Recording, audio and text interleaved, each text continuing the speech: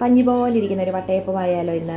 വാ നമുക്ക് നോക്കാം. 4 മണിക്കൂർ കുതിർത്ത് വെച്ച അരി എടുത്തിട്ടുണ്ട്. അപ്പോൾ അതിനെ ഒന്ന് നമുക്ക് അരച്ചെടുക്കാം.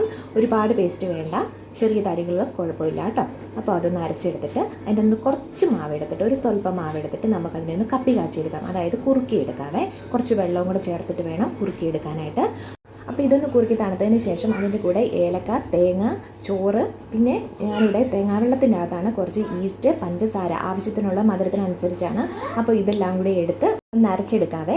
എന്നിട്ട് നമുക്ക് മുമ്പ് അരച്ച് വെച്ചിരിക്കുന്ന മാവിൻ്റെ അകത്തോട്ട് തന്നെ ഇതെല്ലാം കൂടെ ചേർക്കാം കേട്ടോ. ഇവിടെ എൻ്റെ കയ്യിൽ തേങ്ങാവെള്ളം ഉള്ളത് കൊണ്ടാണ് ഞാൻ ഈസ്റ്റും പഞ്ചസാരയും കൂടെ മുമ്പ് തന്നെ അതിൻ്റെ അകത്തോട്ട് ഇട്ട് വെച്ചത്. അതുണ്ടെങ്കിൽ ഒന്നുകൂടെ ടേസ്റ്റ് ഉണ്ടാവും. ഇനിയിപ്പോൾ അതില്ലെന്ന് ഓർത്തുകൊണ്ട് വിഷമിക്കേണ്ട കാര്യമൊന്നുമില്ല, കുഴപ്പമില്ല കേട്ടോ. അപ്പം നമുക്കിതെല്ലാം കൂടെ അരച്ച് കുറച്ച് ഉപ്പും കൂടെ ചേർത്തിട്ട് നമ്മുടെ മാവ് ഒന്ന് പുളിപ്പിക്കാനായിട്ട് വെക്കാം. ഒരു 8 മണിക്കൂറെങ്കിലും. രാവിലെ നോക്കിയപ്പോൾ നമ്മുടെ മാവ് നല്ല പുളിച്ചിരിപ്പുണ്ട്. അപ്പോൾ വേഗം തന്നെ നമുക്ക് ആവിയിൽ വെച്ച് വേവിച്ചെടുക്കാം കേട്ടോ. അതിനായിട്ട് ഡെക്കറേഷന് വേണ്ടിയിട്ട് ഇതും ചേർക്കാവുന്നതാണ്. ഞാൻ വെറുതെ കുറച്ച് കാഷ്യൂനട്ടും കിസ്മസും ചേർത്തിട്ടുണ്ട്. അപ്പോൾ ഇഷ്ടമായെങ്കിൽ ഒന്ന് സബ്സ്ക്രൈബ് ചെയ്തേക്കണേ. താങ്ക്